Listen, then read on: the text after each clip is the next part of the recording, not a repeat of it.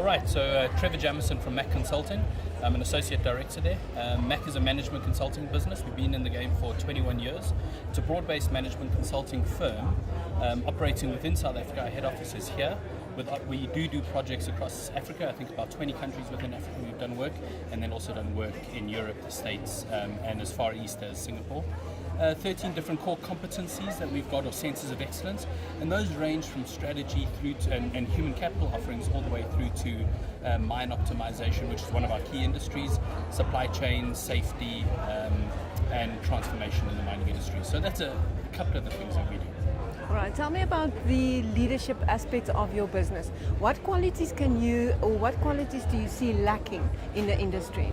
So I think there's a couple of things. I think times are really, really tough at the moment. So resilience is something that's really critical from a leadership competency perspective. We often talk about the need for focus and for vision and for those sorts of things, and I think there's a lot of that. But I think the resilience is critical. I think resilience being the ability to bounce back when things are really tough. And I think that I sometimes question. I think private sector, pretty solid. Public sector, I think there's still work around staying in role, making sure that you can bounce back, that you can lead through challenge. So I think that's something that is lacking, I think, across organizations, but it's really that push through during difficult times now, because we're feeling it. I mean, as we spoke earlier, I said that we're in the mining industry. We're also in oil, gas and chemicals, and that's really tough. I mean, commodity prices are hurting at the moment, oil prices down. So can people lead through those challenges? Can you make those strategic decisions when you're going through tough times? Okay. So what is the top tool that you give organizations to use in their strategic business plans? In their strategic business plans, I think the one thing is that you've got to have a simple strategic narrative that you can talk through. So we try and distill down very complex strategies into quite a simple implementation plan. We call it a transformation journey map, which really talks about what are you trying to achieve. So the typical elements of a strategy around vision and mission, or you can talk value proposition and overarching objectives. Then key things around what are your key strategic drivers, what's your time frame, and then what are your critical change projects that you're trying to drive. Now it's all good to have that narrative and something that you can talk to, but can you also drop down into implementation? So the next tool that we provide, if it's the journey map, we'll also provide what we call project charters, which are a really nice, simple tool for you to measure progress to plan, because that's where I think Tacky hits the tarmac. It's can you implement what you have put down on paper, or what you're selling to your stakeholders, or to your employees, or to your customers. So implementation is critical, and I think that charter really helps with that. How can people get involved in Mac Consulting?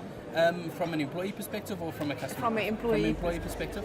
So Mac's got quite an active recruitment process where we're always trying to look at bringing in new talent into the organization, and that talent is across level. It's not just saying we're going to bring in a broad base of juniors or we're going to bring a fat middle of seniors in. It's saying across the bands, we're always looking for great talent, people that can come in, that can bring their unique skills and competence and capability into the business.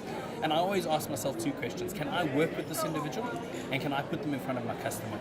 And so we look for those inherent competencies, of course, and then obviously from a subject matter perspective. But I mean, we're on social media, we've got an online presence, a digital presence, so people can find us from that. We do sometimes post adverts around talent, but I think the easiest thing is to meet us at events like this, or to engage with us on our social media and our digital platforms, and then get an opportunity to come into the business. So what is it about it that excites you?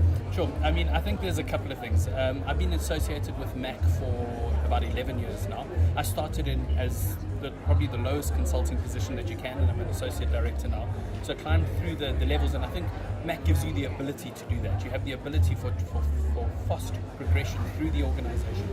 I think it's also an organization that's big enough to have impact in our clients, but small enough to really care. We're a bespoke consultancy, so not a big corporate consultancy, but we have scalability, so you get the exposure across big projects, but you still feel like you're part of a very unique small business.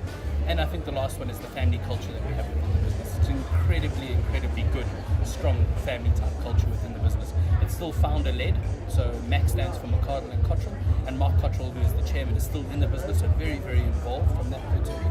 A strong executive that have been in place for a period of time, and because of that, they've really created a culture that is unique, I think, to consulting businesses, but one that holds people. I mean, we've got long tenures in the business because I think people feel like they're really held and engaged and feel like they're adding value to the business. So those are the bits that get me excited, and I think we do great work for great clients. I mean, that's an obvious, but without that, I don't think you have a compelling business.